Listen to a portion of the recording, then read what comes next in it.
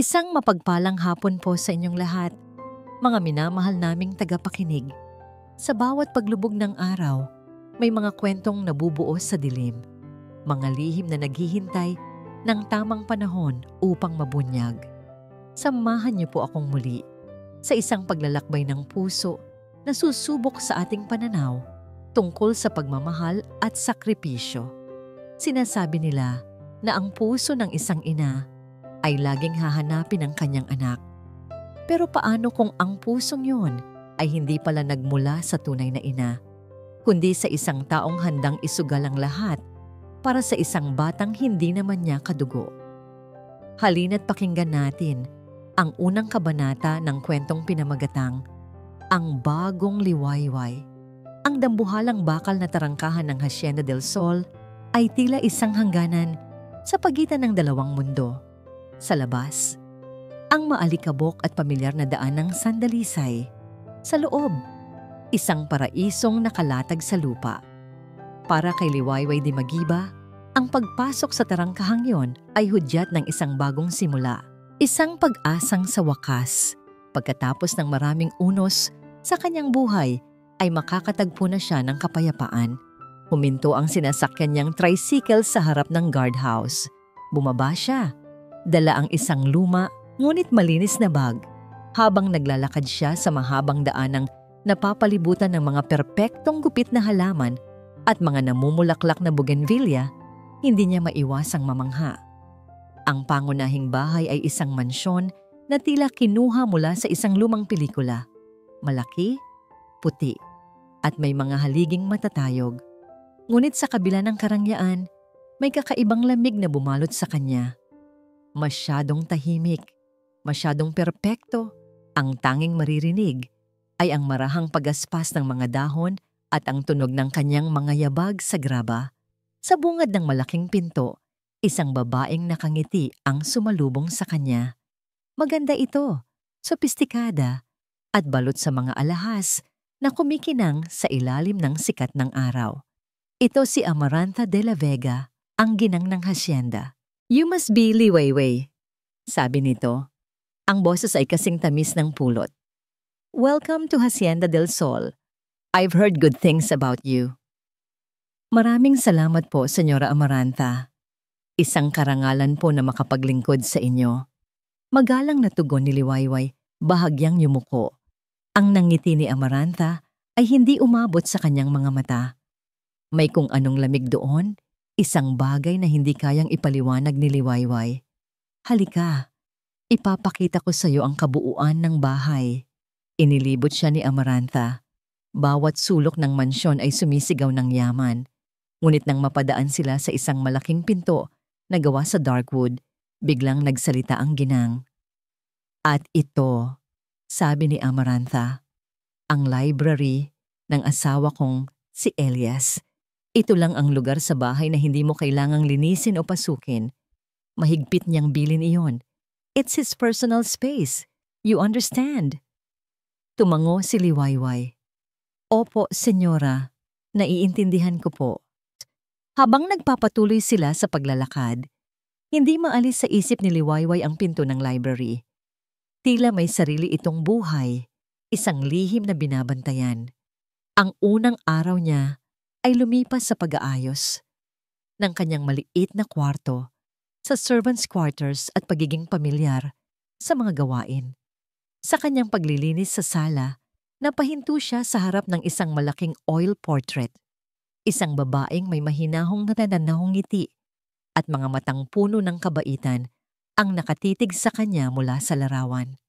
Ito marahil ang unang asawa ni Senyor Elias, ang ina ni Diwa. May kung anong lungkot siyang naramdaman para sa babaeng hindi naman niya nakilala. Dumating ang gabi. Ang buong hacienda ay nabalot sa isang nakabibinging katahimikan. Matapos ang hapunan, bumalik si Liwayway sa kanyang kwarto. Pagod ngunit may pag-asa sa puso. Subalit hindi siya dinalaw ng antok. Nakahiga siya sa kanyang kama, nakikiramdam sa bawat tunog ng gabi. Ang huni ng mga kuliglig sa labas. Ang malayong kahol ng aso. At pagkatapos, narinig niya ito. Isang tunog na mahina, halos hindi mapansin. Tok! Isang Tok! Tok! Napatayo si Liwayway mula sa kanyang pagkakahiga. Pinakiramdaman ng paligid. Ang tunog ay tila nanggagaling sa malayo, mula sa direksyon ng pangunahing bahay. Imposible, sabi niya sa sarili. Baka guni-guni lang niya. Ngunit narinig niya itong muli. Mas malinaw ngayon.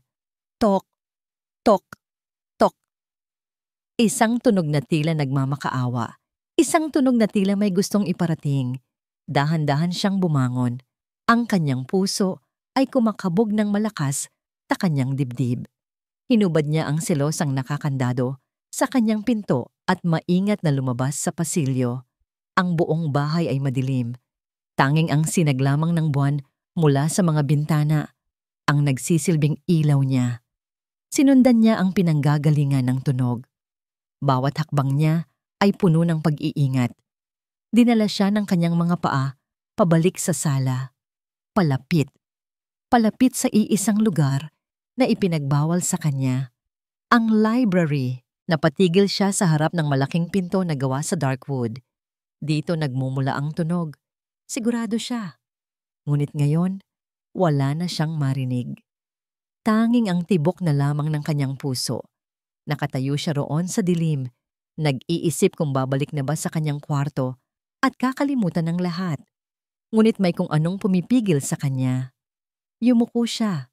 Sinusubukang silipin ang siwang sa ilalim ng pinto. At doon, sa gitna ng kadiliman, nakita niya ito. Isang maliit, nanginginig na guhit ng liwanag. May tao sa loob. Napasinghap siya. Aatras na sana siya nang bigla. Ang guhit ng liwanag ay namatay. At ang lahat ay muling binalot ng ganap na kadiliman.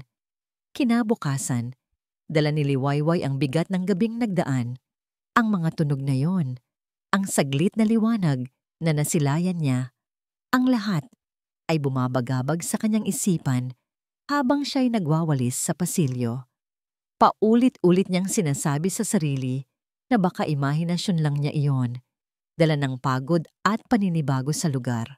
Ngunit sa kaibuturan ng kanyang puso, alam niyang totoo ang kanyang narinig at nakita. Sa buong umaga, sinubukan niyang maghanap ng tiyempo upang tanungin ang ibang mga kasambahay. Nilapitan niya si Manang Pacing, ang pinakamatagal nang naglilingkod sa hasyenda, habang ito'y naglalaba sa likod bahay. Manang Pacing, simula niya siya, maingat sa bawat salita. May itatanong lang po sana ako, tungkol po sa library ni Senyor Elias. Biglang natigilan si Manang Pacing. Ang mga kamay nitong nagkukusot ay huminto. Hindi siya lumingon. Bakit mo naman na itanong? Malamig ang tono nito. Wala naman po. Napansin ko lang po na laging sarado. May nagbabantay po ba roon? Huwag mo nang isipin ang lugar na yon, Liwayway. Mabilis na sagot ng matanda at muling nagpatuloy sa paglalaba nang may mas mabilis na galaw. Kung ano ang sinabi ni Senyora, iyon ang sundin mo. Mas mabuti para sa ating lahat. Ang sagot na yon ay nag-iwan ng mas maraming tanong kaysa sagot sa isip ni Liwayway. Malinaw na may iniiwasan ang mga tao rito. Isang lihim na lahat ay takot pag-usapan. Nang hapong yon, inatasan siya ni Senyora Amaranta na linisin ang isang lumang bodega sa dulo ng hardin na matagal nang hindi nabubuksan. Habang papunta roon, sinubukan ni Liwayway na dumaan sa harap ng library at pihitin ang doorknob. Nakalak. Walang duda. Ang bodega ay madilim at amoy luma. Puno ito ng mga sirang kasangkapan, mga lumang palamuti, at mga kahong sinakluban na ng alikabok at agyo. Habang nag-aalis siya ng mga gamit, isang maliit na baul na gawa sa kahoy ang nakaagaw ng kanyang pansin. Nakasiksik ito sa ilalim ng isang mesang walang paa. Dahil sa kuryosidad, binuksan niya ito. Naglalaman ito ng mga gamit ng mga dating empleyado. Isang lumang rosaryo, ilang sulat na kupas na ang tinta, at ilang maliliit na gamit. At sa ilalim ng lahat, May isang bagay na nakabalot sa tela. Kinuha niya ito at maingat na binuksan. Isa itong maliit na picture frame. At ang larawang nakalagay dito ay tila isang suntok sa kanyang sikmura. Ang kanyang ina. Nakatayo ang kanyang ina sa hardin, nakasuot ng uniforme ng kasambahay at may ngiti sa mga labi. Sa likuran niya ay malinaw na nakikita ang isang bahagi ng mansyon ng Hacienda del Sol. Biglang bumalik ang lahat ng alaala. Ang huling araw na nakita niya ang kanyang ina, bago ito umalis para magtrabaho at hindi na kailanman bumalik. Sabi ng mga pulis, sumama daw sa ibang lalaki, ngunit hindi kailanman naniwala si Liwayway doon. Ang kanyang ina ay hindi ganoong klaseng tao. Nanginginig ang mga kamay ni Liwayway habang hawak ang larawan. Kaya pala pamilyar ang pangalan ng hacienda. Ito ang lugar kung saan huling nagtrabaho ang kanyang ina bago ito naglaho. Anong ginagawa mo rito? Isang boses, matamis ngunit may talim, ang bumasag sa kanyang pag-iisip. Napaigtad si Liwayway at mabilis na itinago ang larawan sa kanyang likuran. Nakatayo sa pintuan ng bodega si Amaranta. Ang mga braso ay nakahalukip-kip at ang mga mata ay matalim na nakatitig sa kanya. Sa senyora, nauutal na sabi ni Liwayway. Na nag-aayos lang po ako ng mga gamit, gaya po ng utos ninyo. Naglakad si Amaranta papasok. Ang kanyang mamahaling sapatos ay marahang tumutunog sa sahig na semento. Talaga ba? Mukhang may iba kang pinagkakaabalahan. Ang tingin nito ay dumapo sa baul na nakabukas. Ano yan? Wala po, senyora. Mga lumang gamit lang po. Ano yang tinatago mo sa likod mo, Liwayway? Nanlamig ang buong katawan ni Liwayway. Pakiramdam niya ay para siyang isang daga na na-corner ng isang pusa. Larawan lang po. Isang lumang larawan. Ngumiti si Amaranta. Isang ngiting hindi nakakatulong para pakalmahin ang kabog sa dibdib ni Liwayway. Ganoon ba? Hayaan mong makita ko. Walang nagawa si Liwayway kundi dahan-dahang iabot ang picture frame. Tiningnan ito ni Amaranta. At sa isang saglit, tila may nagbago sa ekspresyon nito bago ito muling naging blanko. Sino ito? Tanong ni Amaranta. Kahit paano ay alam ni Liwayway na may ideya na ito. Ina ko po, mahinang sagot ni Liwayway. Nagtrabaho po siya rito, dati. Ibinalik ni Amaranta ang larawan. Hindi ko siya naabutan. Ngayon, kung tapos ka na sa pagbabalik tanaw sa nakaraan, bumalik ka na sa iyong trabaho at itapon mo na ang mga basura dyan. Tumalikod na si Amaranta at nagsimulang maglakad paalis, ngunit huminto ito sa may pintuan. Liwayway, sabi nito, hindi lumilingon. Gusto ko lang malaman mo, hindi ako nagbabayad sa iyo para maghalongkat ng mga bagay na hindi mo pag-aari. Gawin mo ang trabaho mo. Walang labis, walang kulang. Nagkakaintindihan ba tayo? Opo, senyora. Halos pabulong na sagot ni Liwayway. Nang makaalis si Amaranta, napaupo si Liwayway sa sahig, yakap-yakap ang larawan ng kanyang ina. Ang takot na naramdaman niya ay mas matindi pa kaysa kanina. Hindi ito ordinaryong pagbabawal. May itinatago si Amaranta, may itinatago ang buong hacienda. At ngayon, alam niyang ang pagkawala ng kanyang ina ay may koneksyon sa lugar na ito. Gabi. Muling nakahiga si Liwayway sa dilim, ngunit ngayon, hindi na lang kuryosidad ang nasa isip niya, kundi takot at determinasyon. Kailangan niyang malaman ang katotohanan para sa misteryosong tao sa library at para sa kanyang ina. At sa gitna ng katahimikan, narinig niya itong muliri, ang pagkatok. Ngunit sa pagkakataong ito, iba na. Hindi na ito mahina at walang direksyon. Mayroon itong malinaw na ritmo, 3 mabilis na katok, isang mahabang paghinto, 3 mabagal at malakas na katok, isang mahabang paghinto, at 3 mabilis na katok ulit, paulit-ulit, isang pattern, isang signal, isang mensahe ng paghingi ng tulong. Ang ritmikong pagkatok ay hindi na umulit pa sa gabing iyon. Ngunit hindi na ito kailangan. Ang mensahe ay malinaw na naihatid at tumatak na sa puso't isipan ni Liwayway. Hindi na ito isang simpleng hiwaga. Isa na itong panawagan. Isang paghingi ng saklolo na hindi niya kayang talikuran. Buo na ang kanyang loob. Kailangan niyang makapasok sa library. Kailangan niyang malaman kung sino o ano ang nasa likod ng pinto nito. Ang pagkakataon ay dumating kinabukasan. Sa kanyang paghahanda ng agahan, narinig niyang masayang ibinalita ni Senyora Amaranta sa telepono na pupunta ito sa syudad para sa isang buong araw ng pamimili at pakikipagkita sa mga kaibigan. Ito na ang hudyat na hinihintay ni Liwayway. Mula sa bintana ng kusina, pinanood niyang umalis ang mamahaling sasakyan ni Amaranta. Pinanood niya itong lumabas sa malaking tarangkahan hanggang sa mawala sa paningin. Tiniyak niyang abala ang ibang mga kasambahay sa kani-kanilang mga gawain sa likod bahay. Ito na ang pagkakataon niya. Ang puso niya ay kumakabog na tila isang tambol na walang tigil. Bawat hakbang niya papunta sa sala ay tila napakabigat. Paano kung may makakita sa kanya? Paano kung nakalak pa rin ang pinto? Naalala niya ang isang kumpol ng mga lumang susi na nakasabit sa isang pako sa kusina. Mga susi para sa mga kwarto at cabinet na hindi na ginagamit. Sa pag-aakalang baka may isa doong gumana, kinuha niya ito at itinago sa kanyang bulsa. Nang makarating siya sa harap ng library, huminga siya ng malalim. Isa-isa niyang sinubukan ang mga susi. Ang una ay hindi pumasok. Ang pangalawa ay masyadong malaki. Ang pangatlo, pumasok ito. Ngunit ayaw umikot. Nawawalan na siya ng pag-asa nang subukan niya ang huling susi, isang luma at kinakalawang na piraso ng metal. Pumasok ito. Dahan-dahan niyang pinilipit. Isang malakas na click ang umalingaw-ngaw sa katahimikan ng mansyon. Bumukas ang pinto. Nanginginig ang mga kamay ni Liwayway habang itinutulak niya ito papasok. Isang amoy ng lumang papel at katad ang sumalubong sa kanya. Ang loob ng library ay madilim.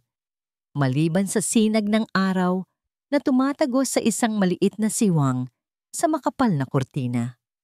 Libo-libong libro ang nakahanay sa mga estanteng abot hanggang kisame. Sa gitna ay isang malaking mesa na gawa sa mahogany. Napapalibutan ito ng katahimikang nakakabingi. Isang katahimikang tila may itinatagong bigat. May tao po ba rito? Mahinang tawag niya. Ang boses ay halos hindi lumabas. Walang sumagot. Saan nagmula ang mga katok? Ang liwanag. Sinimulan niyang maghanap. Tiningnan niya ang likod ng mga kurtina. Sumilip siya sa ilalim ng mesa. Wala. Hinaplos niya ang mga pader. Nagbabaka sakaling may sikretong pinto. Wala rin. Ang pag-asa niya ay unti-unting nauubos. Napapalitan ng pagkadismaya. Baka nga guni-guni lang niya ang lahat. Baka nababaliw na siya. Sa kanyang pagkabigo, nasagi niya ang isang maliit na estatwa sa ibabaw ng isang mababang estante. Nahulog ito kasama ng isang makapal at mabigat na libro. Gumawa ito ng malakas na kalabog sa sahig na kahoy. Napahinto si Liwayway, kinakabahan na baka may nakarinig. Ngunit walang dumating. Nang dadamputin na niya ang libro, isang kakaibang tunog ang kanyang narinig. Isang mahinang pag-uga, isang tunog ng mga engraheng gumagalaw sa likod ng pader. Napatingin siya sa bookshelf sa kanyang harapan.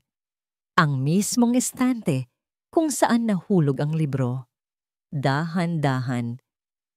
Dahan-dahan itong gumagalaw. Umuurong ito papasok na tila isang pinto. Napaatras si Liwayway, ang kamay ay nakatakip sa bibig upang pigilan ng isang sigaw. Sa pag-urong ng estante, isang madilim na siwang ang nabuksan. Isang lagusan patungo sa isang lugar na hindi dapat umiral. Nang tuluyan itong bumukas, isang maliit at madilim na silid ang tumambad sa kanya. Ang hangin mula rito ay mabigat at kulob. Nanginginig ang buong katawan, ngunit itinulak siya ng isang puwersang hindi niya maintindihan. para humakbang papasok. Ang tanging liwanag ay mula sa isang maliit na bombilya na nakasabit sa kisame. May isang maliit na kama sa isang sulok, isang plato na may tuyong kanin at isang baso ng tubig sa sahig. At sa ibabaw ng kama, nakaupo ang isang bata. Isang batang lalaki, marahil ay nasa 7 o 8 taong gulang. Payat na payat, maputla ang balat, at ang kanyang buhok ay mahaba at magulo. Nakasuot siya ng maruming puting kamiseta. Ngunit ang mga mata niya ang dumurog sa puso ni Liwayway.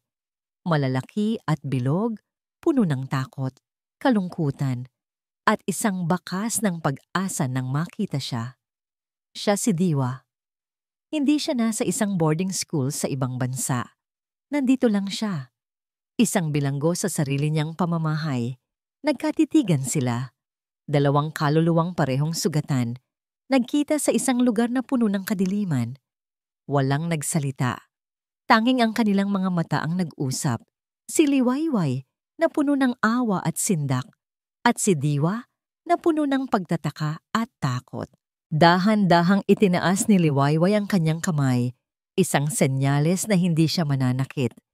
Hahakbang na sana siya palapit ng click. Ang tunog ay nagmula sa labas, sa pinto ng library. Narinig niya ang pagpihit ng doorknob. Biglang bumukas ang pinto at isang nakakasilaw na liwanag mula sa pasilyo ang pumasok.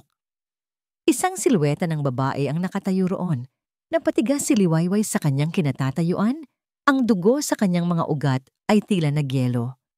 Ano ang ginagawa mo rito, Liwayway? Ang boses ni Senyora Amaranta ay kalmado at nagyeyelo, mas malamig pa kaysa sa pinakamatinding yelo, habang ang isang nangiti ay dahan-dahang sumilay sa kanyang mga labi. Ang lamig sa boses ni Amaranta ay tila gumapang mula sa sahig, umakyat sa mga binti ni Liwayway at niyakap ang kanyang buong katawan. Sa isang iglap, ang lahat ng hangin ay tila hinigop mula sa silid. Sa likuran niya, narinig niya ang mahinang pag-urong ni Diwa, isang tunog ng purong takot. Ang utak ni Liwayway ay umikot ng napakabilis, naghahanap ng anumang salita, anumang dahilan na maaring magligtas sa kanya. Ang pagsasabi ng totoo ay imposible. Iyon ay magiging katapusan niya, at marahil pati na rin ng bata. Sa senyora, nagsimula si Liwayway, pinipilit na patatagin ang kanyang nanginginig na boses. Pasensya na po. May narinig po kasi akong kaluskos habang naglilinis. Akala ko po ay daga. Sinundan ko po ang tunog at napadpad ako rito. Itinuro niya ang nahulog na libro at estatwa sa sahig.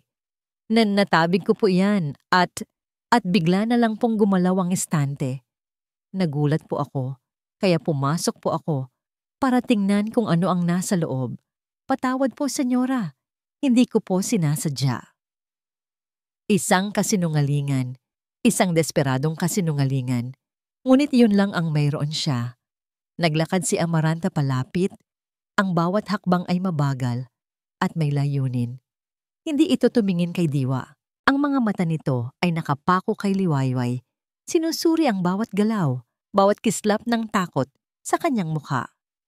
Huminto ito sa mismong harapan niya. Isang daga? Ulit nito, may himig ng panunuya sa kanyang boses.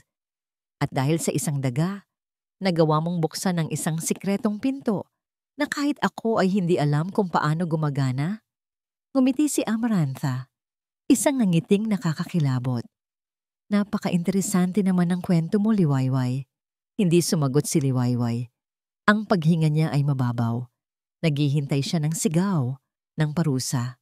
Ngunit wala. Sa halip tumawa si Amarantha ng mahina. Sige na, maniniwala ako sa'yo. Sa ngayon. Lumapit ito sa bookshelf at pinindot ang isang nakatagong buton sa gilid. Ang estante ay dahan-dahang bumalik sa dati nitong posisyon, muling isinasara ang sikreto ng madilim na silid. Marahil ay dala lang iyan ng pagod mo, napakarami mo kasing ginagawa. Humarap itong muli kay Liwayway. Ang ngiti ay naglaho na.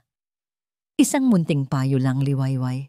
May mga pinto na mas mabuting manatiling sarado. Ang sobrang kuryosidad ay hindi maganda. Baka sa susunod, hindi lang daga ang makita mo. Ang banta ay malinaw, nakabalot sa mga salitang tila nagmamalasakit. Bumalik ka na sa iyong kwarto. Magpahinga ka na. Utos nito. Walang imik na tumango si Liwayway at mabilis na lumabas ng library. Hindi siya lumingon. Habang naglalakad siya pabalik sa kanyang silid, ang mga binti niya ay nanginginig pa rin. Nakaligtas siya. Ngunit alam niyang hindi naniniwala si Amarantha. Ang ginawa nito ay isang babala. Isang pagpapakita kung sino ang may kapangyarihan. Nang gabing iyon, hindi siya makatulog. Ang imahe ng mga mata ni Diwa, malungkot, takot at nag-iisa, ay paulit-ulit na bumabalik sa kanya. Ang babala ni Amarantha ay malakas, ngunit ang sigaw ng tulong sa mga mata ng bata ay mas malakas pa. Kinabukasan, nagsimula ang kanyang dobling buhay. Sa umaga, siya si Liwayway, ang masipag at masunuring kasambahay. Ginagawa niya ang bawat utos ni Amarantha nang walang tanong. Laging nakayuko, laging maingat. Ngunit sa gabi, kapag ang buong hasyenda ay natutulog na, siya ay nagiging anino. Sa unang gabi, naghintay siya hanggang hating gabi. Dahan-dahan siyang pumunta sa kusina at kumuha ng isang baso ng gatas at 2 piraso ng tinapay. Itinago niya ito sa ilalim ng kanyang damit at dala ang susi na hindi na niya isinauli. Maingat siyang pumasok sa library. Nang buksan niya ang sikretong pinto, nakita niya si Diwa na gising, nakasiksik sa sulok ng kama na tila isang takot na hayop. Nang makita siya nito, lalo itong umurong. Hindi nagsalita si Liwayway. Dahan-dahan niyang inilapag ang gatas at tinapay sa sahig. Ilang talampakan ang layo mula sa bata. Para sa iyo yan, pabulong niyang sabi. Huwag kang mag-alala. Hindi kita sasaktan. Umatras siya. Isinara ang estante at umalis. Inulit niya ito gabi-gabi. Minsan gatas at tinapay. Minsan isang prutas na naitabi niya. Isang gabi, nagdala siya ng isang maliit na kumot dahil napansin niyang nanginginig ito sa lamig. Hindi siya lumalapit. Iniiwan lang niya ang pagkain at umaalis. 1 linggo ang lumipas. Sa ika-7 gabi, pagpasok niya, hindi na nakasiksik si Diwa sa sulok. Nakaupo na ito sa kama, naghihintay. Nang ilapag niya ang pagkain, hindi ito umiwas ng tingin. Salamat po, sabi ng bata sa isang boses na napakaliit at paos, tila matagal nang hindi nagagamit. Ngumiti si Liwayway. Walang anuman. At sa kauna-unahang pagkakataon, nakita niya itong ngumiti pabalik. Isang munting ng ngiti na nagbigay liwanag sa madilim na silid at nagbigay ng kakaibang init sa kanyang puso. Ang nangiting iyon ang nagsabi sa kanya na tama ang kanyang ginagawa, gaano man ito kapanganib. Sinubukan niyang gamitin ang kanyang lumang cellphone para humingi ng tulong, para tawagan ng pulis o sinuman. Ngunit sa tuwing sinusubukan niya, wala siyang makuhang signal, isang bar. Tapos ay mawawala. Tila isang patay na sona ang buong hasyenda, isang islang hiwalay sa mundo. Isang gabi, halos 1 buwan na ang lumipas mula nang matuklasan niya si Diwa. Mas matagal siyang nanatili sa silid. Kinuwentuhan niya ito tungkol sa mga ibon sa labas, sa kulay ng mga bulaklak sa hardin. Nakikinig lang ang bata, ang mga mata ay kumikinang sa bawat salita. Paalis na sana si Liwayway nang tawagin siya ni Diwa. Ate! Lumingon siya. May iniabot ang bata sa kanya. Isang maliit at lukot-lukot na piraso ng papel na kinuha nito mula sa ilalim ng unan. Kinuha ito ni Liwayway at maingat na binuklat. Ito ay isang drawing, gawa sa uling na marahil ay kinuha niya mula sa mga nasunog na kahoy. Nakatala dito ang isang bulaklak na may 5 talulot at sa tabi nito, isang susi. Hawak-hawak ni Liwayway ang lukot na papel habang siya'y pabalik sa kanyang silid. Ang drawing ni Diwa ay simple, gawa ng isang bata. Ngunit para kay Liwayway, ito'y isang hiwaga na kailangan niyang malutas. Isang bulaklak at isang susi. Ano ang kokoneksyon? Ano ang ibig sabihin nito? Kinabukasan, habang siya'y naglilinis ng mga florera sa sala, paulit-ulit niyang tinitingnan ang drawing na itinago niya sa kanyang bulsa. Ang bulaklak ay may 5 talulot, pamilyar ang hugis. Tila isa itong sampagwita. Ngunit ang susi, para saan ito? Hapon na nang biglang may pumasok sa kanyang isipan. Isang alaala mula sa malalim na baul ng kanyang pagkabata. Ang kanyang ina. Mayroon itong paboritong alahas, isang maliit na silver brooch. Regalo raw iyon ng kanyang ama. Ang disenyo nito, isang bulaklak ng sampagwita na may 5 talulot. At sa tuwing isinusuot ito ng kanyang ina, lagi nitong sinasabi, "Ito ang susi sa puso ko, anak." Susi. Bulaklak. Napahinto si Liwayway sa gitna ng kanyang pagpupunas. Ang tibok ng kanyang puso ay bumilis. Hindi kaya. Nagpaalam siya kay Manang Pacing na magtatapon lang ng basura. Ngunit ang kanyang mga paa ay dinala siya pabalik sa lugar kung saan nagsimula ang lahat ng tanong. Ang lumang bodega. Ang lugar kung saan niya natagpuan ang larawan ng kanyang ina. Dala ng isang malakas na kutob, pumasok siya sa loob. Ang amoy ng alikabok at lumang kahoy ay hindi nagbago.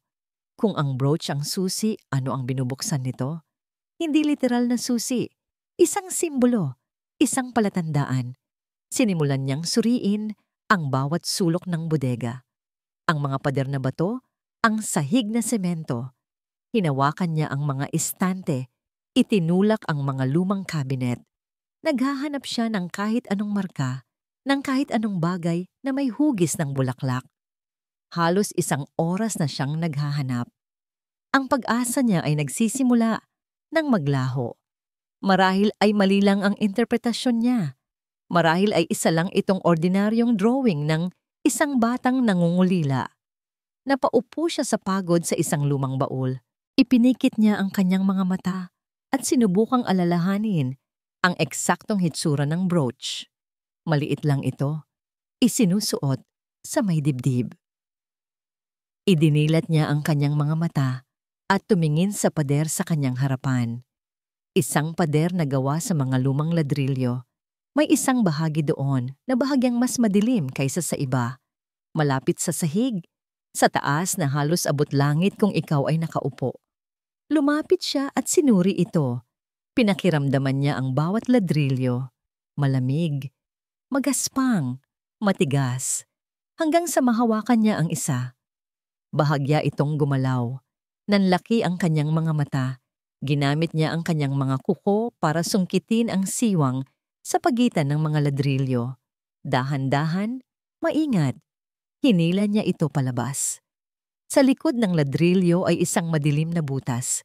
Nanginginig ang kamay na ipinasok niya sa loob. May nahawakan siyang isang bagay na matigas at balot sa katad. Nang ilabas niya ito, bumungad sa kanya ang isang maliit at lumang kwaderno, isang talaarawan. Mabilis siyang lumingon sa paligid. Nang matiyak na walang tao, isiniksik niya ang talaarawan sa loob ng kanyang damit. Maingat na isinara ang butas at mabilis na bumalik sa kanyang silid. Hinitay niya ang gabi. Hinitay niyang manahimik ang buong hasyenda. Sa liwanag lamang ng isang maliit na lampara sa tabi ng kanyang kama, binuksan niya ang talaarawan. Ang sulat kamay sa unang pahina ay walang duda. Sa kanyang ina ito. Ika-10 ng Hunyo. Unang linggo ko rito sa Hacienda del Sol. Maganda ang lugar at mabait si Senyor Elias at ang kanyang asawa. Ngunit may dumating ngayong araw. Isang malayong kamag-anak daw ng senyora. Ang pangalan niya ay Amarantha. Maganda siya. Parang isang anghel. Ngunit may kung anong kakaiba sa kanyang mga mata. Nagpatuloy sa pagbabasa si Liwayway. Ang bawat pahina ay naglalaman ng mga pang-araw-araw na obserbasyon ng kanyang ina. Ngunit habang lumilipas ang mga araw sa tala-arawan, ang tono nito ay unti-unting nagbabago.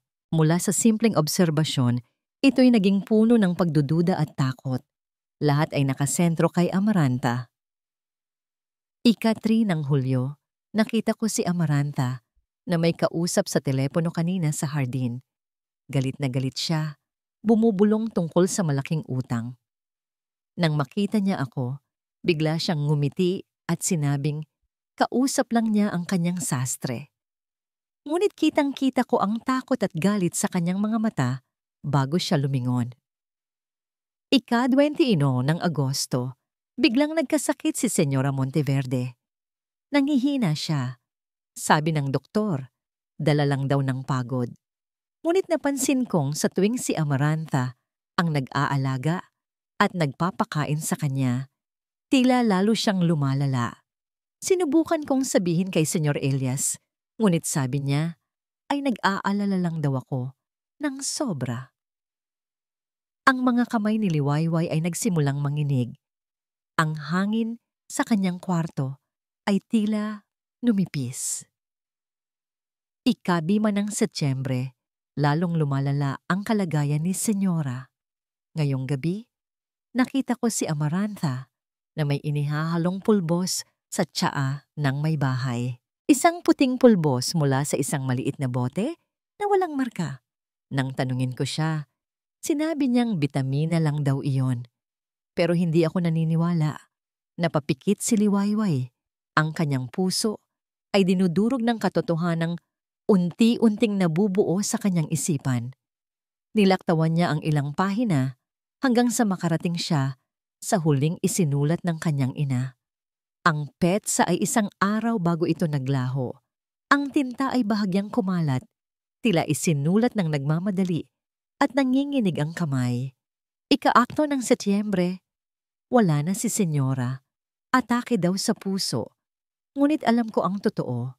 Nakita ko, narinig ko, si Amaranta. Siya ang may gawa at ngayon, si Senyor Elias na ang kanyang binibiktima. Nakikita ko kung paano niya ito tinitingnan, kung paano niya ito inakit. Natatakot ako para kay Senyorito Diwa. May nahanap akong bote sa basurahan ni Amaranta kanina. Ang bote ng pulbos. Itinago ko ito. May lason si Amaranta. Susubukan kong kausapin si Senyor Elias bukas. Kailangan niyang malaman ang katotohanan. Kailangan kong protektahan ang batang iyon. Diyos ko, protektahan mo ako.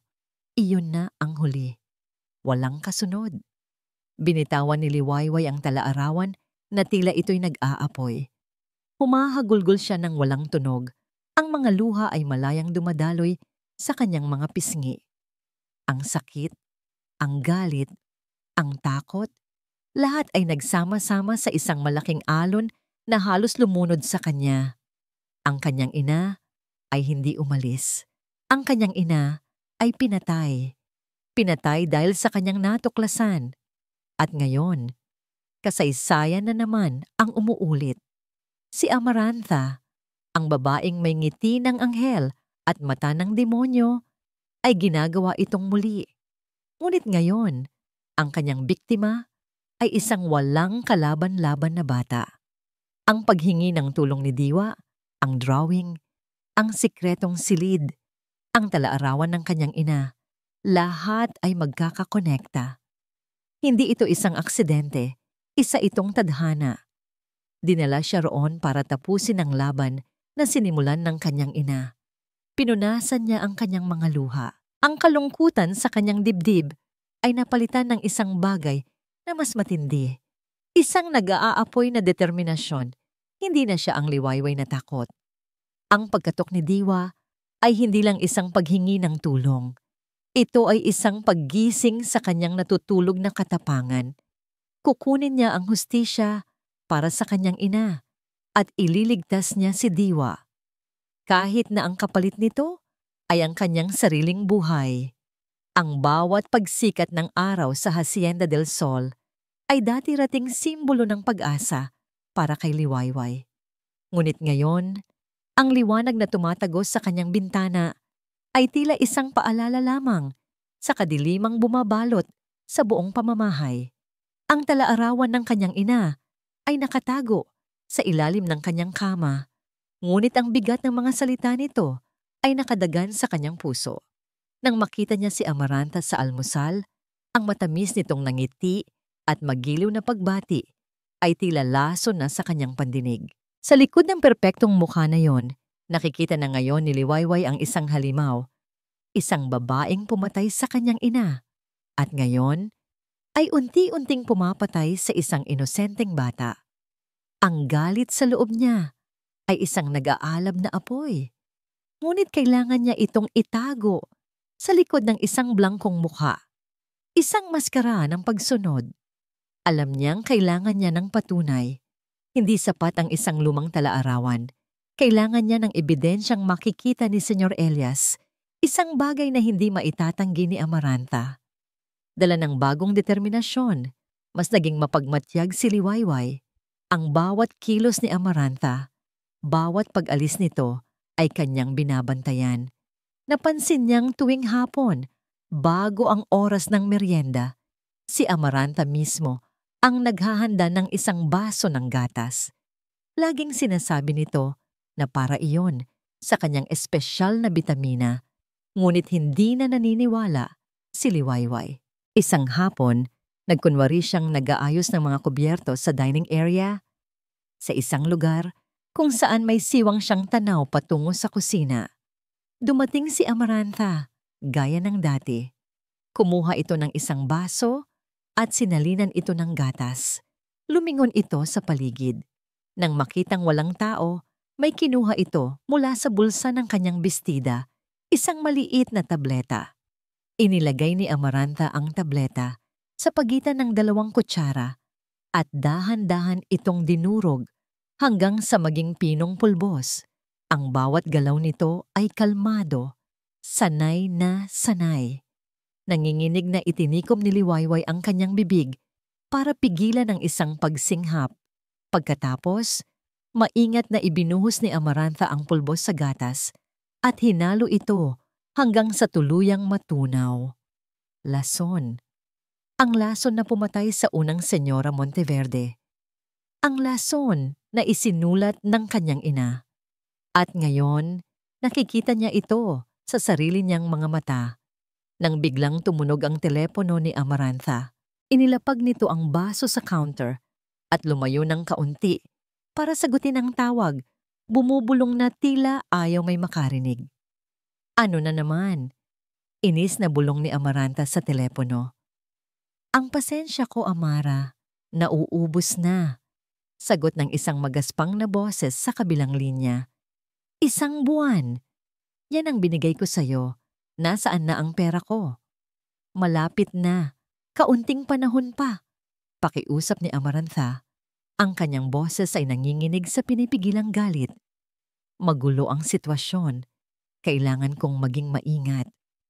Wala akong pakialam sa sitwasyon mo. Kapag hindi mo na ibigay ang pera sa katapusan ng linggo, baka hindi lang si Elias Monteverde ang makatanggap ng isang sorpresa. Baka ang buong Maynila ay malaman kung sino ka talaga, kung saan ka talaga nanggaling. Banta ng lalaki. Alam mo kung ano ang kaya kong gawin. Nanlamig ang dugo ni Amaranta. Ang kanyang madilim na nakaraan, isang nakaraang pinilit niyang ibaon, ay isang multo na patuloy na humahabol sa kanya. Ang pagkuha sa yaman ng mga Monteverde ay hindi na lang isang kagustuhan. Ito na ang kanyang survival. Gagawin ko, mariin niyang sabi. Ibigay mo lang sa akin ang ilang araw pa. Matatapos na to. Ibinaba niya ang tawag, ang kanyang paghinga ay mabigat. Kailangan na niyang bilisan. Kailangan nang mawala ng bata. Nakita ni Liwayway ang pagbabago sa mukha ni Amaranta habang kausap nito ang kung sino man sa telepono. Ang pagkainis ay napalitan ng takot at pagkatapos ay ng isang malamig at nakakakilabot na determinasyon. Ito na ang pagkakataon niya. Habang nakatalikod si Amaranta, mabilis, Ngunit walang ingay na kumilos si Liwayway. Kumuha siya ng kaparehong baso mula sa lalagyan. Sinalinan ito ng gatas mula sa karton at maingat na ipinalit sa basong may laso na nasa counter. Ang kanyang puso ay dumadagundong sa kanyang dibdib. Ang kanyang mga kamay ay nanginginig. Kinuha niya ang basong may lason at itinago ito sa ilalim ng lababo sa likod ng basurahan. Babalikan niya ito mamaya. Ito na ang kanyang ebidensya. Sakto. Pagkabalik niya sa kanyang pwesto, humarap na muli si Amarantha. Kinuha nito ang baso ng gatas, ang basong ligtas, at naglakad papunta sa direksyon ng library. Nakahinga ng maluwag si Liwayway, ngunit alam niyang pansamantala lang ito. Nagligtas siya ng isang araw, ngunit paano bukas? At sa susunod na araw, ilang sandali pa, lumabas na si Amarantha mula sa library, dala ang basong wala ng laman. Naglakad ito palapit sa kanya. Huminto ito sa kanyang tabi. "Liwayway," sabi nito sa isang boses na balot na naman sa pekeng kabaitan. "Mukhang pagod na pagod ka nitong mga nakaraang araw. May maganda akong balita sa'yo. Baka sakaling gumaan ang pakiramdam mo." Tumingin si Liwayway, naghihintay. Ngumiti si Amarantha. Magagalak kang malaman na babalik na si Senyor Elias. Isang kislap ng pag-asa ang sumilay sa puso ni Liwayway. Sa wakas.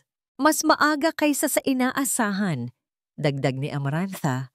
Pinapanood ang reaksyon sa mukha ni Liwayway. Bukas ng gabi ay narito na siya.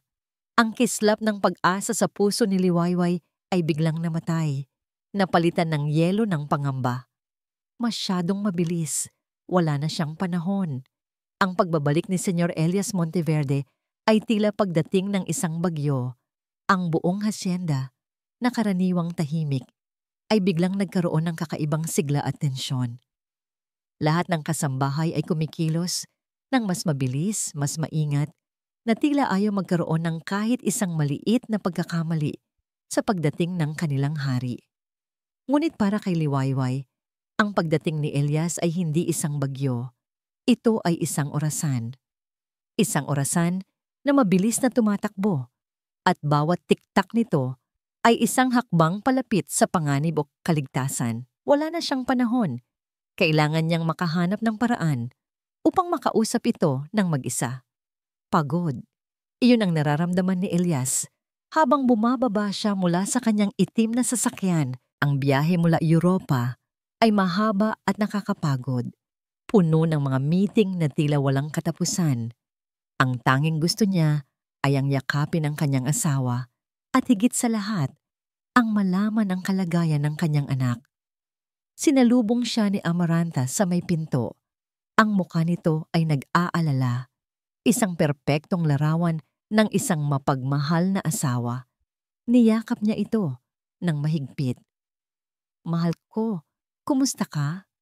tanong ni Elias. Hinahaplos ang buhok nito. "At si Diwa? Kumusta na siya?"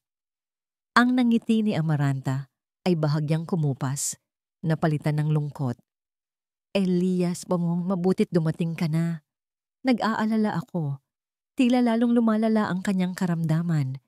Mas madalas na siyang nagkukulong sa kanyang silid. Ayaw kumain.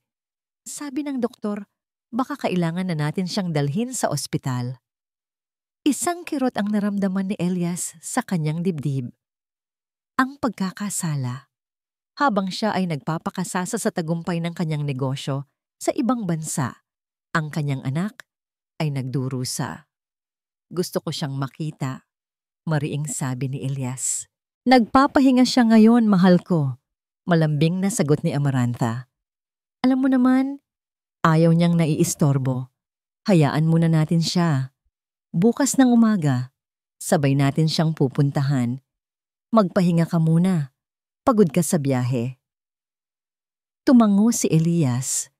Kahit pa may isang bahagi sa kanya na gustong tumakbo papunta sa silid ng anak. Ngunit pinagkakatiwalaan niya si Amarantha. Alam nitong mas nakakabuti para kay Diwa. Mula sa di kalayuan, pinanood ni Liwayway ang eksena. Nakita niya kung paano naniwala si Senyor Elias sa bawat salitang binitawan ng kanyang asawa. Nakita niya ang perpektong pag-arte ni Amaranta. Isang kirot ng galit at pagkabigo ang kanyang naramdaman. Paano niya lalabanan ang isang babaeng kayang baliktarin ang mundo sa pamamagitan lamang ng mga salita? Sa buong gabing iyon, tila isang anino si Amaranta na laging nakabuntot kay Elias. Hindi nito iniiwan ang kanyang asawa. Tinitiyak na walang sino man ang makakalapit dito. Bawat pagtatangka ni Liwayway na mapansin, isang alok ng kape, isang pag-aayos ng unan, ay laging hinarang ng matamis, ngunit matatag na tinig ni Amaranta. Ako na, Liwayway. Maghanda ka na lang ng hapunan. Hayaan mo na. Ako na ang mag-aasikaso sa asawa ko. Ang pagkakataon ay lumiliit.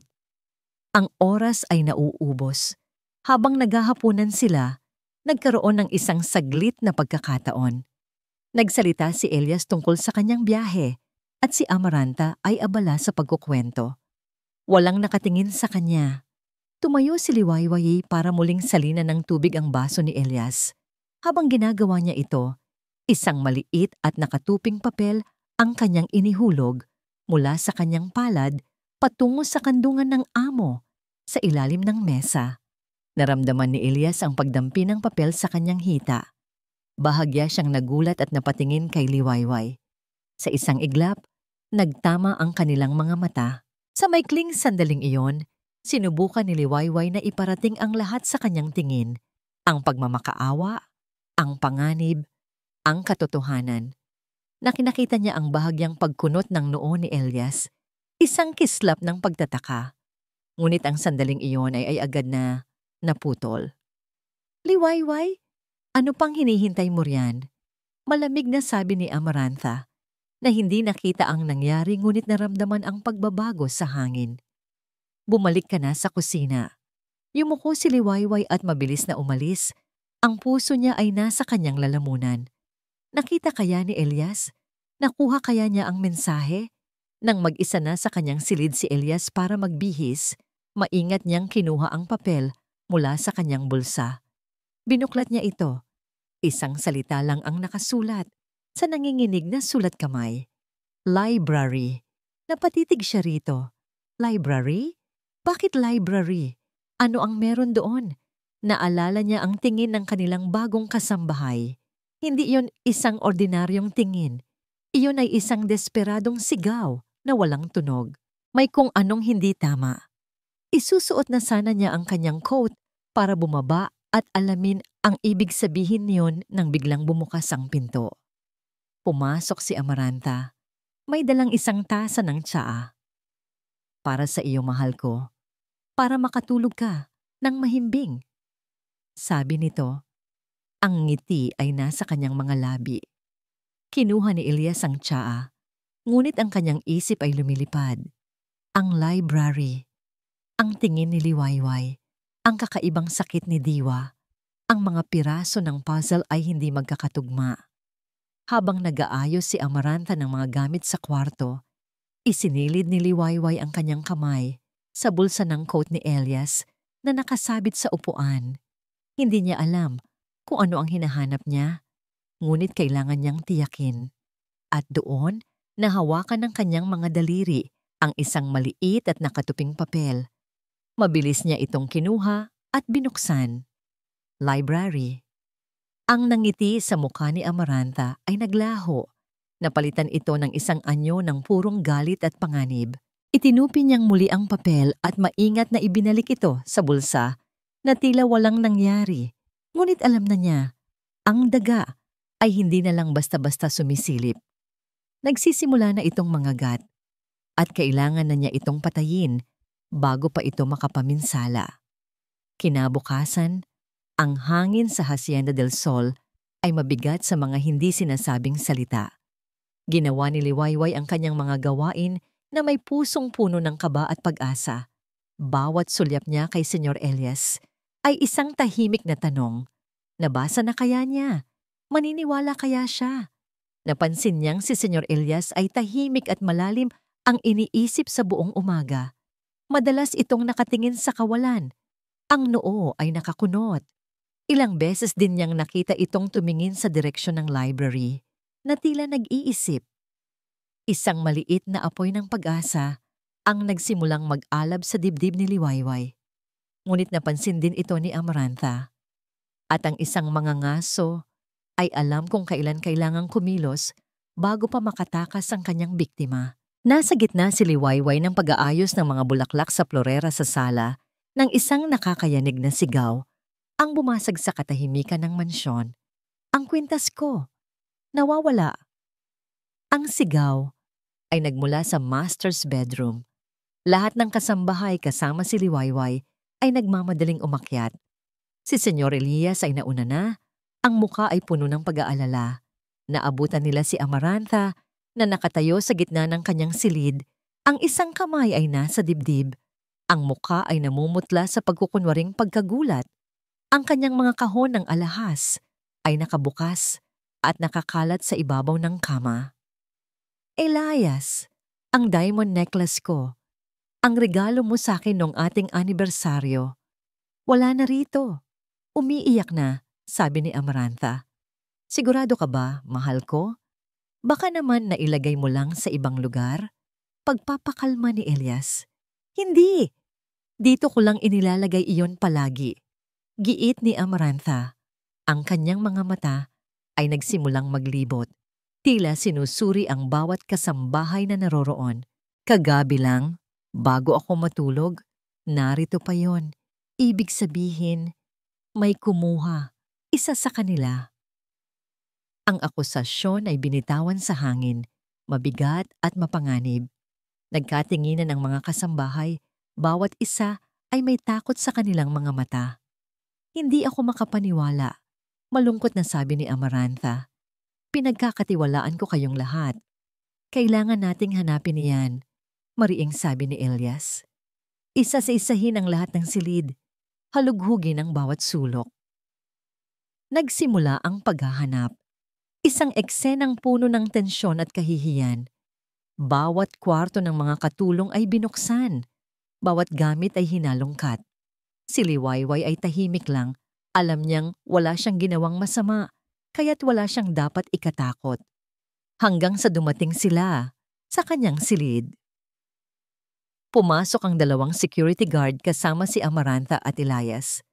Binuksan nila ang kanyang maliit na aparador. Kinalkal ang kanyang mga damit. Pagkatapos, ang kanyang bag. Ang luma, ngunit malinis na bag na dala niya noong unang araw niya. Isang guard ang may kinuha mula sa loob. Dahan-dahan niyang itinaas ang kanyang kamay. At sa kanyang palad, kumikinang sa ilalim ng liwanag ng bombilya, ay ang nawawalang kwintas na diamante. Napatigil ang paghinga ng lahat. Para kay Liwayway, ang mundo ay tila huminto sa pag-ikot. Hindi! Bulong niya. Hindi po akin yan. Tumingin siya sa paligid, naghahanap ng kahit isang taong maniniwala. Nakita niya ang pagkagulat sa mukha ng ibang mga kasambahay. Nakita niya ang tila totoong pagkadismaya at sakit sa mukha ni Amarantha. Liwayway, bakit mo ito ginawa? Umiiyak na tanong ni Amarantha. Pinagkatiwalaan kita. Pinapasok kita sa aming tahanan. Hindi ko po alam kung paano yan napunta dyan. Senyora, maniwala po kayo. Pagmamakaawa ni Liwayway, ang mga luha ay nagsisimula nang mamuo sa kanyang mga mata. Hindi po ako magnanakaw. Tumingin siya kay Elias, ang kanyang huling pag-asa. Senyor Elias, pakiusap po. Hindi ko po yan kinuha. Isang bitag po ito. Ngunit ang nakita niya sa mukha ni Elias ay isang bagay na mas masakit pa kaysa sa isang sampal. Ang pagtataka na nakita niya kaninang umaga ay naglaho na. Napalitan ito ng malalim na pagkadismaya. Ang ebidensya ay malinaw. Ang babaeng pinaghihinalaan niyang may alam ay isa palang ordinaryong magnanakaw. Patawarin mo ako, Liwayway, malamig na sabi ni Elias. Ngunit nakita na namin ang katotohanan. Tawagin na ang mga pulis. Utos niya sa mga guard. Huwag! Mabilis na pigil ni Amarantha. Hinawakan ang braso ng asawa. Elias, pakiusap. Bata pa siya. Baka nagipit lang. Huwag na nating sirain ang buhay niya. Baka sapat ng parusa ang tanggalin siya sa trabaho. Muling tumingin si Elias kay Amarantha at nakita ni Liwayway ang paghanga sa mga mata nito. Paghanga sa kabutihang loob ng kanyang asawa. Kung ganoon, sabi ni Amarantha, para hindi na siya makagawa ng anumang gulo, ikulong na lang muna natin siya sa bodega sa basement hanggang bukas. Ako na ang maghahatid sa kanya sa labas ng hasyenda pagkagising natin. Iyon na, ang hatol ay naibigay na. Isang perpektong bitag. Isinara nito ang lahat ng pinto para kay Liwayway. 2 guard ang humawak sa magkabilang braso niya. Nagsimula siyang magpumiglas. Ang kanyang isip ay nagliliyab sa desperasyon. Si Diwa. Paano na si Diwa? Hindi, pakiusap. May kailangan po kayong malaman. Sigaw niya. Ang kanyang mga mata ay nakapako pa rin kay Elias. Hindi po tungkol sa kwintas ito. Tungkol po ito sa library. Ngunit hindi na siya pinakinggan ni Elias. Tumalikod na ito. Tila ayaw nang marinig ang anumang kasinungalingan. Kinaladkad siya ng mga guard palabas ng silid at pababa sa madilim na hagdanan patungo sa basement. Sa huling sandali, habang papalapit na sila sa pinto ng bodega, ginamit niya ang lahat ng natitirang lakas. O si Diwa! Nasa panganib si Diwa! Ang kanyang sigaw ay umalingaw-ngaw sa pasilyo. Isang sigaw na puno ng katotohanan at takot. Siya ang nasa library. Tulungan niyo siya.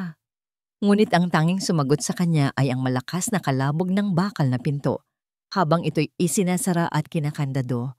At si Liwayway ay naiwan sa ganap na kadiliman. Sa katahimikan ng kanilang silid, dahan-dahang hinaplos ni Amarantha ang braso ng kanyang asawa. Ang mga luha ay natuyo na, napalitan ng isang malungkot ngunit matatag na ekspresyon. Napakabuti ng puso mo, mahal ko, bulong ni Elias. Hinahalikan ang kamay nito. Kahit matapos ang ginawa niya, awa pa rin ang nanaig sa'yo. Ngumiti si Amarantha, isang nganangiting nagtatago ng tagumpay. Hindi ko lang kayang isipin na masira ang buhay ng isang tao dahil lang sa isang pagkakamali. Marahil ay may pinagdadaanan lang siya. Ngunit ang mga sinisigaw niya kanina, nakakatakot. Tila nawawala na siya sa kanyang sarili. Huminga siya ng malalim na tila dinadala ang bigat ng buong mundo. Sinabi niya kanina na si Diwa daw ay nasa library, na nasa panganib. Elias, baka dahil ito sa kalagayan ng anak natin. Baka kailangan na talaga natin siyang bigyan ng mas mabisang gamot para gumaling na siya. Tumango si Elias. Ang kanyang mukha ay nagpapakita ng pag-aalala at pagod. Gawin mo kung ano ang sa tingin mo ay nararapat. Ikaw ang mas nakakaalam. Ikaw ang laging nasa tabi niya. Sige, mahal ko. Magpahinga ka na, sabi ni Amarantha. Hinalikan ito sa noo. Ako na ang bahala sa lahat. Ibibigay ko na sa kanya ang huling dosis. Pagkatapos nito, sigurado akong bubuti na ang kanyang pakiramdam. Lumabas si Amarantha ng silid at sa sandaling sumara ang pinto, ang maskara ng pag-aalala ay naglaho. Napalitan ito ng isang malamig at walang emosyong determinasyon.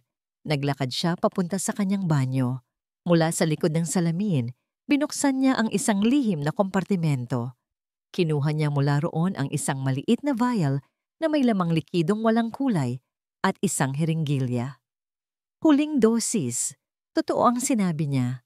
Pagkatapos nito, matatapos na ang lahat. Ang paghihirap ni Diwa, ang pag-aalala niya, ang kanyang mga utang, matatapos na. Habang maingat niyang sinisip-sip ang likido gamit ang heringgilya, isang nangiti ang sumilay sa kanyang mga labi. Ang plano ay perpekto. Isang bata na may malubhang karamdaman, biglang inatake sa puso sa kalagitnaan ng gabi. Isang trahedya. Walang sino man ang magdududa at si Liwayway, ang munting daga, ay ligtas ng nakakulong sa bitag. Nakahiga si Elias sa kama, ngunit ang kanyang isip ay hindi mapakali. Sinubukan niyang ipikit ang kanyang mga mata, ngunit ang imahe ng mukha ni Liwayway ay patuloy na bumabalik. Ang desperasyon, ang takot, ang sinseridad sa mga mata nito. Si Diwa. Nasa panganib si Diwa. Siya ang nasa library.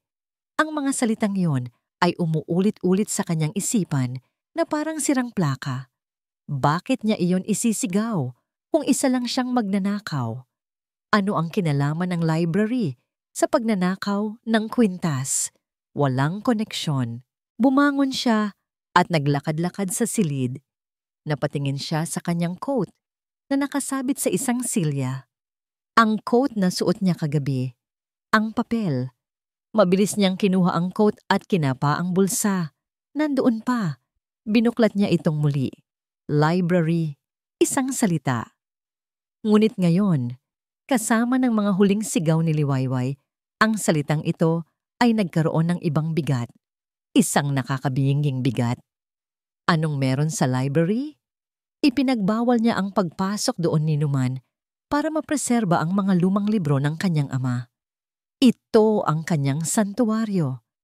Bakit ito naging sentro ng lahat ng kaguluhan? Ang pag-uugali ni Diwa. Ang biglaang paglala ng sakit nito. Ang pagpipilit ni Amaranta na huwag muna itong istorbohin. Ang pag-arte ni Liwayway na tila hindi isang magnanakaw, kundi isang taong may gustong iparating. Ang mga piraso ng puzzle ay nagsimulang magkabit-kabit sa kanyang isipan. Bumubuo ng isang larawan na napakapangit.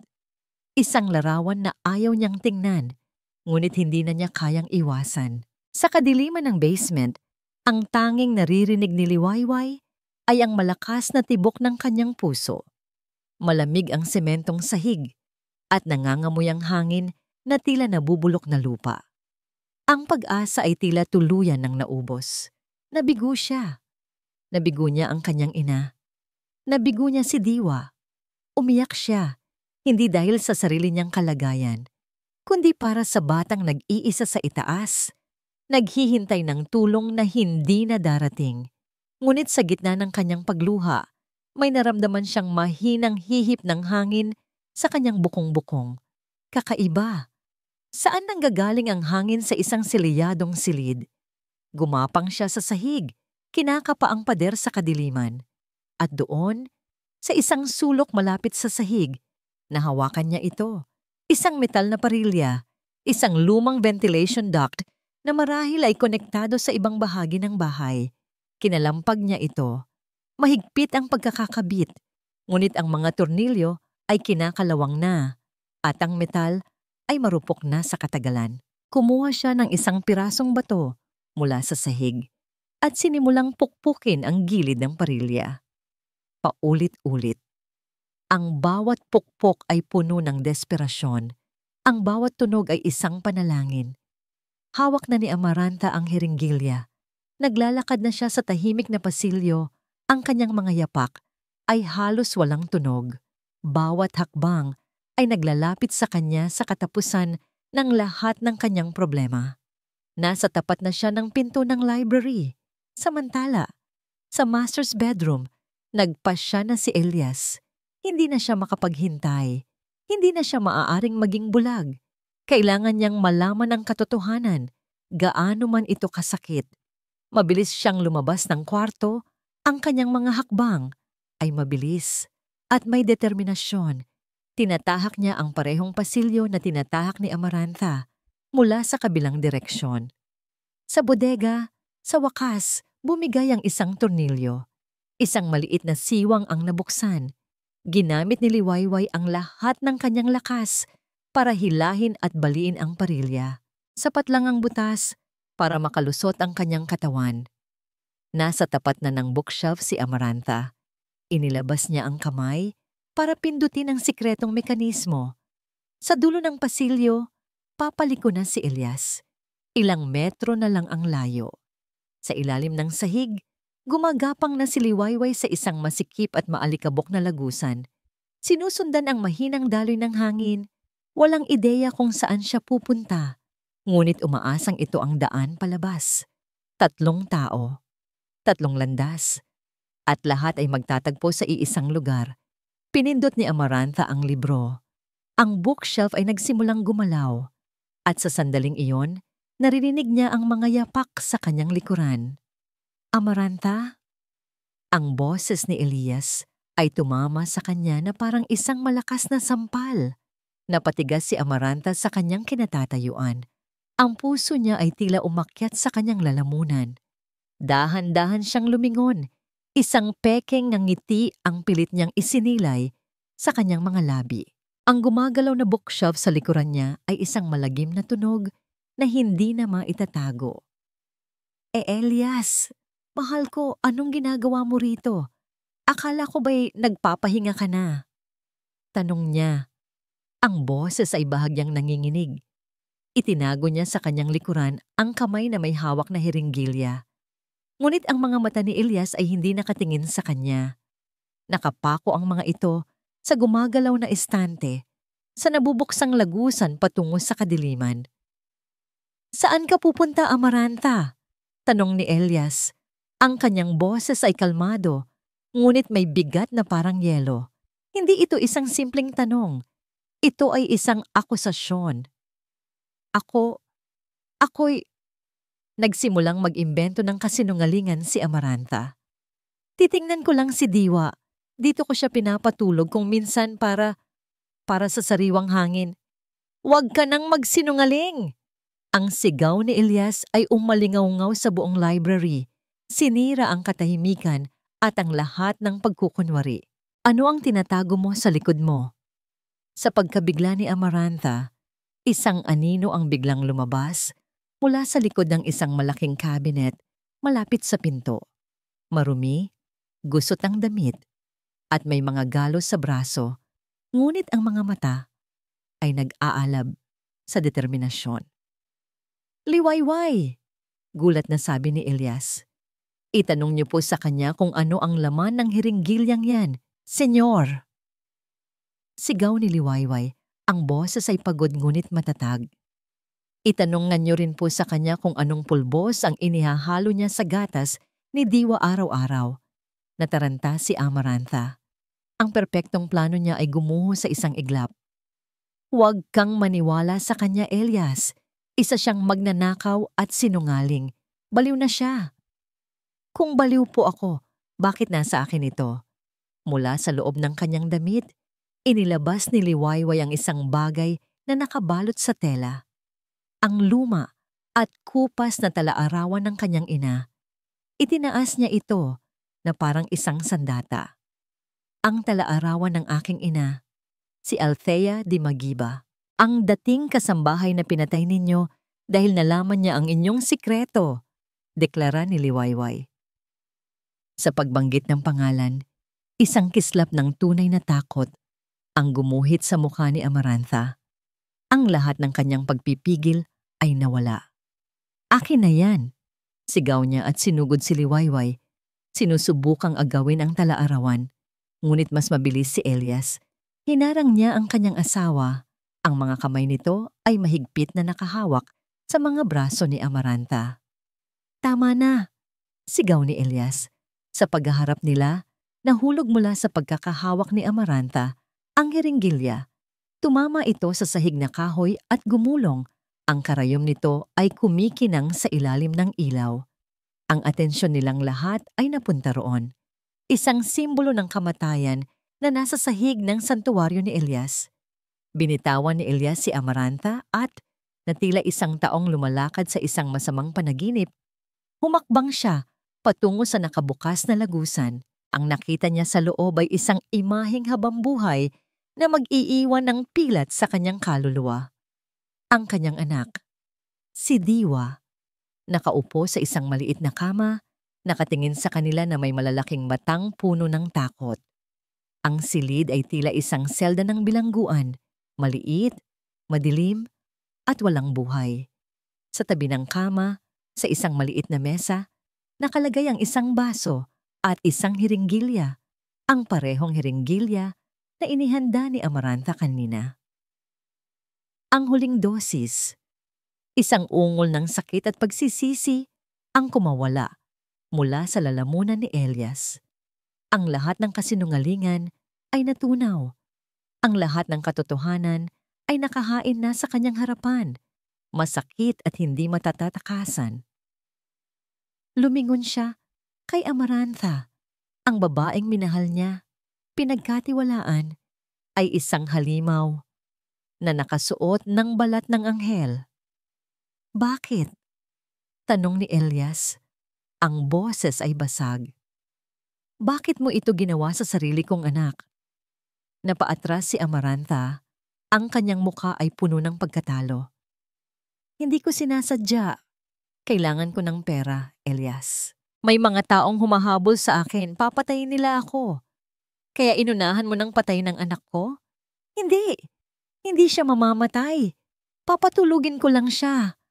Para magkaroon ako ng panahon. Ngunit huli na ang lahat. Sa pag-amin na yon, ang huling hibla ng pagmamahal ni Elias ay naputol. Sa gitna ng kaguluhan, isang maliit na boses ang narinig. Mama, liwayway. Tumingin silang lahat sa bata. Si Diwa ay bumaba mula sa kama at dahan-dahang naglakad palapit kay Liwayway.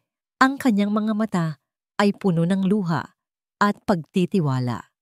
Niyakap ng bata ang mga binti ng babaeng nagligtas sa kanya. Iyon na ang huling patunay. Nakita ni Amaranta ang eksena. Wala nang pag-asa, wala nang takas. Sa isang huling desperadong kilos, tumakbo siya palabas ng library, sinusubukang tumakas. Ngunit sa bungad ng pinto, naghihintay na ang 2 security guard na naalertuhan ng mga sigaw. Mabilis at walang hirap siyang hinuli. Hindi na siya pumiglas. Tapos na ang laban. Habang kinakaladkad siya palayo, ang kanyang mga mata ay nakatingin pa rin kay Elias, puno ng galit, pagsisisi at pagkatalo. Sa loob ng library, ang natira na lang ay ang nakabibinging katahimikan. Lumuhod si Elias. Dahan-dahan siyang lumapit kay Diwa. Itinaas niya ang kanyang nanginginig na kamay, ngunit umurong ang bata. Mas lalong humigpit ang yakap kay Liwayway. Isang punyal ang bumaon sa puso ni Elias. Ang sarili niyang anak ay takot sa kanya. Tumingala siya kay Liwayway, ang babaeng pinaratangan niya, ikinulong, at hindi pinaniwalaan.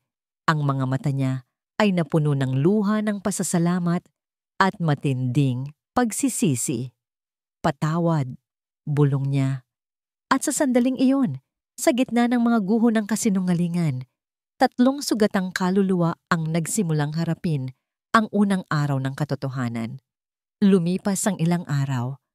Ang Hacienda del Sol ay tila humihinga na muli. Ang mabigat at nakakasakal na hangin na dati bumabalot dito ay unti-unting napapalitan ng liwanag. Si Amaranta ay naaresto na at ang kwento ng kanyang mga krimen ay mabilis na kumalat. Isang iskandalong yumugyog sa alta sosyedad, ngunit isang kinakailangang laso na inilabas mula sa sistema ng pamilyang Monteverde. Ang sikretong silid sa likod ng bookshelf ay wala na. Ipinatanggal ito ni Elias at ang dating pader ng kasinungalingan ay isa na ngayong malawak na bintanang salamin. Hinahayaang pumasok ang sikat ng araw sa loob ng library, tinatanglawan ang mga anino, nakaraan. Si Diwa ay unti-unti nang bumubuti. Ang kanyang pisikal na kalusugan ay sinusubaybayan ng mga pinakamahusay na doktor. Ngunit ang mga sugat na hindi nakikita, ang takot, ang trauma, ay mas malalim at mas nangangailangan ng panahon para maghilom. Isang hapon, nakaupo si Diwa sa damuhan sa hardin. Ito ang unang pagkakataon sa loob ng napakatagal na panahon na naramdaman niya ang init ng araw sa kanyang balat at ang malambot na damo sa ilalim ng kanyang mga paa. Hawak niya ang isang libro, ngunit ang kanyang mga mata ay nakatingin sa isang paru-parong lumilipad sa mga bulaklak. Sa di kalayuan, sa ilalim ng isang mayabong na puno ng mangga, nakaupo sina Elias at Liwayway. Nasa pagitan nila ang isang maliit na mesa. Sa ibabaw nito ay ang talaarawan ng ina ni Liwayway. Tapos nang basahin ni Elias ang talaarawan, ang bawat salita ay tila isang karayom na tumutusok sa kanyang konsensya. Ang pagkabulag, ang kapabayaan, ang pagtitiwala sa maling tao. Ang lahat ng kanyang pagkakamali ay nakasulat doon sa kupas na tinta. Isinara niya ang kwaderno. Ang katahimikan sa pagitan nila ni Liwayway ay hindi awkward. Puno ito ng mga emosyong napakabigat para bigkasin. Patawad, sabi ni Elias sa pangalawang pagkakataon. Ngunit sa pagkakataong ito, hindi lang ito isang salita. Dala nito ang bigat ng lahat ng kanyang pagsisisi. Patawarin mo ako sa nangyari sa iyong ina, Liwayway. Kung naniwala lang sana ako sa kanya. Kung nakinig lang sana ako. Hindi niya natapos ang sasabihin. Ang sakit ay napakatindi. Tumingin sa kanya si Liwayway. Ang mga mata nito ay kalmado, walang bakas ng paninisi. Hindi niyo po kasalanan, Senyor Elias. Isa rin po kayong biktima. Hindi, mariing sabi ni Elias. May kasalanan ako. Pinabayaan ko ang pamilya ko. Pinabayaan ko ang anak ko.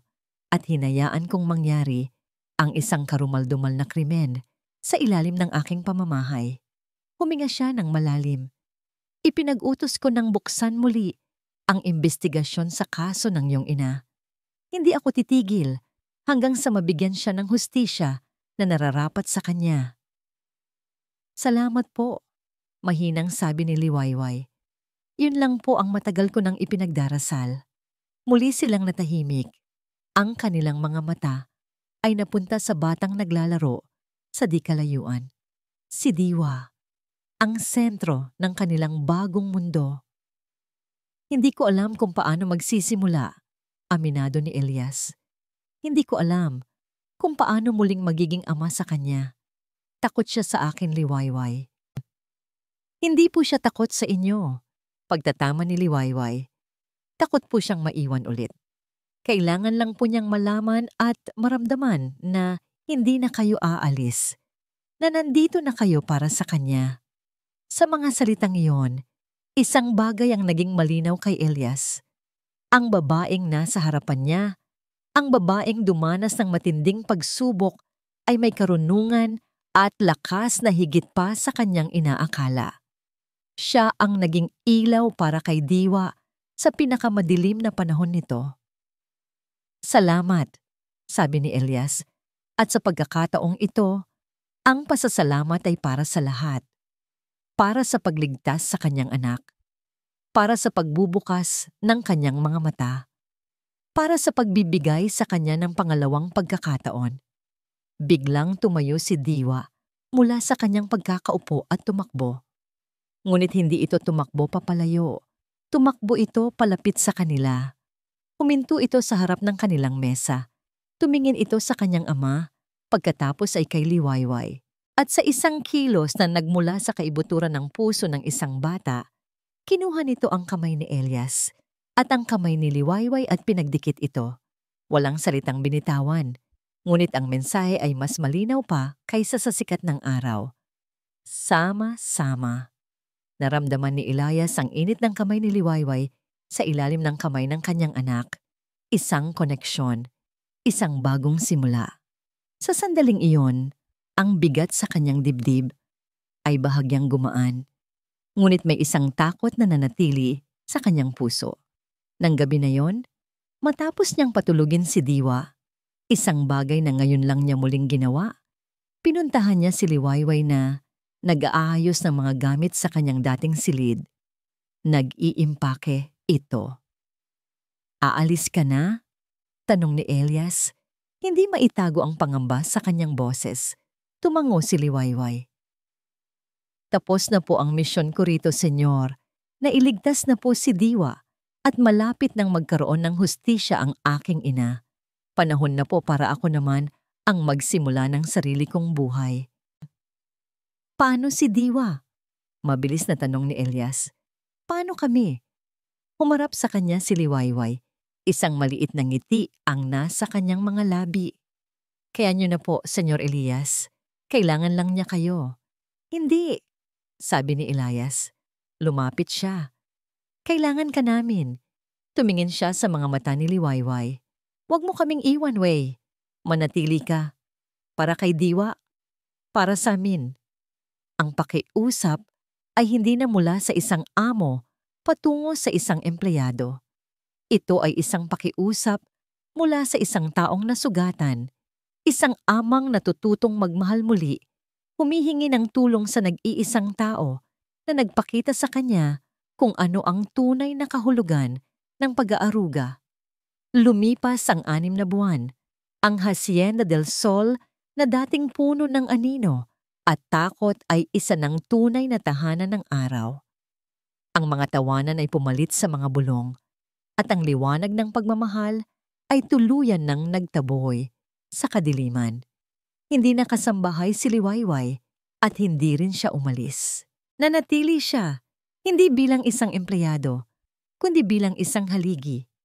Isang ilaw na gumagabay sa 2 Monteverde na unti-unting binubuo muli ang kanilang mga nasirang buhay. Siya ang Mama Way ni Diwa, ang pangalang ibinigay ng bata na may ngiti at pagmamahal. Isang hapon, nakaupo si Liwayway sa ilalim ng puno ng mangga, ang paborito nilang lugar. Ngunit sa pagkakataong ito, hindi siya nag-iisa. Sa kanyang kandungan ay nakasandal si Diwa, na ngayon ay mas malusog na, ang mga pisngi ay may kulay na, at ang mga mata ay hindi na nagpapakita ng takot, kundi ng kiss slap ng isang batang masaya. At dahil sa katapangan ng prinsipe, basa ni Diwa mula sa aklat na hawak niya, ang kanyang pagbasa ay hindi na nauutal. Naligtas ang buong kaharian mula sa masamang mangkukulam, at sila ay namuhay ng maligaya magpakailanman. Isinara ni Diwa ang libro at tumingala kay Liwayway. Mama Way, totoo po ba ang happily ever after?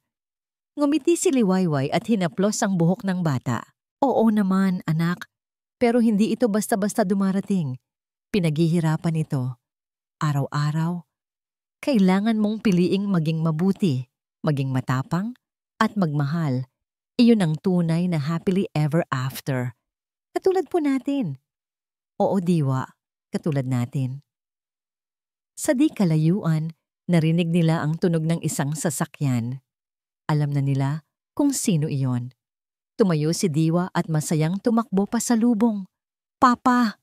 Bumaba si Elias mula sa kanyang sasakyan, ngunit hindi na siya ang dating Senyor Monteverde na laging pagod at malayo ang isip. Nakangiti siya. Ang kanyang mga mata ay puno ng buhay. Maaga siyang umuuwi mula sa opisina araw-araw.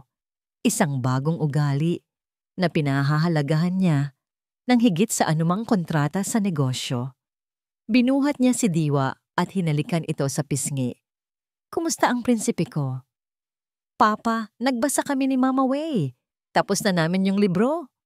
Talaga? Kung ganoon, kailangan nating mag-celebrate. Naglakad silang 3 pabalik sa ilalim ng puno. Umupo si Elias sa tabi ni Liwayway. Si Diwa ay masayang umupo sa pagitan nila. Ang eksena ay perpekto. Isang larawan ng isang pamilyang binuo, hindi ng dugo, kundi ng pagpili at pagmamahal. Habang masayang nagkukwento si Diwa tungkol sa kanyang araw, ang mga kamay ni na Elias at Liwayway ay nagtama sa damuhan. Hindi ito sinasadya, ngunit walang sino man sa kanila ang umiwas. Tumingin si Elias kay Liwayway. Sa kanyang mga mata, nakita niya ang isang pasasalamat na mas malalim pa sa mga salita. Pasasalamat hindi lang sa pagligtas sa kanyang anak, kundi sa pagligtas din sa kanya mula sa kanyang sarili. Tama si Diwa. Bulong ni Elias, sapat lang para marinig ni Liwayway. Katulad nga natin. Dahan-dahan, sa ilalim ng papalubog na araw, Inilagay ni Elias ang kanyang kamay sa ibabaw ng kamay ni Liwayway. Isang simpleng kilos, ngunit puno ng pangako.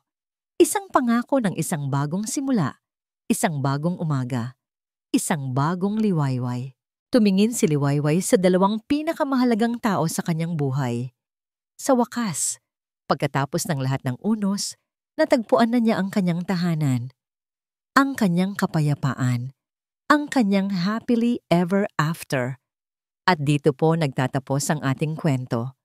Ang bagong Liwayway ay isang paalala na ang tunay na pagmamahal ay walang pinipiling anyo o pinagmulan. Ang pagmamahal ng isang ina ay hindi laging nasusukat sa dugo, kundi sa lalim ng sakripisyo at sa init ng pag-aarugang kayang ibigay kahit sa hindi mo kadugo. Ito ang aral ng kwento ni Liwayway, Elias at Diwa. Isang pamilyang sinubok ng kasinungalingan, ngunit muling binuo ng katotohanan at pag-ibig. Maraming pong salamat sa inyong walang sawang pagsubaybay at pakikinig. Kung mayroon kayong komento o suhestyon, o kung may mga uri ng kwento kayong nais marinig sa hinaharap, huwag po kayong mag-atubiling i-comment sa ibaba. Ang inyong boses ay mahalaga sa amin. Hindi dito nagtatapos ang ating paglalakbay. Marami pa pong kwentong kasing ganda at mas puno ng aral dito sa aming channel. Kung nagustuhan nyo ang kwentong ito, i-like, i-share sa pamilya at mga kaibigan at mag-subscribe na rin para lagi kayong updated sa mga susunod pa naming kwento. I-click nyo ang notification bell para kayo ang unang makarinig kapag may bago kaming upload. Pagpalain po kayo ng Panginoon, kayo at ang inyong buong pamilya. Hanggang sa muli!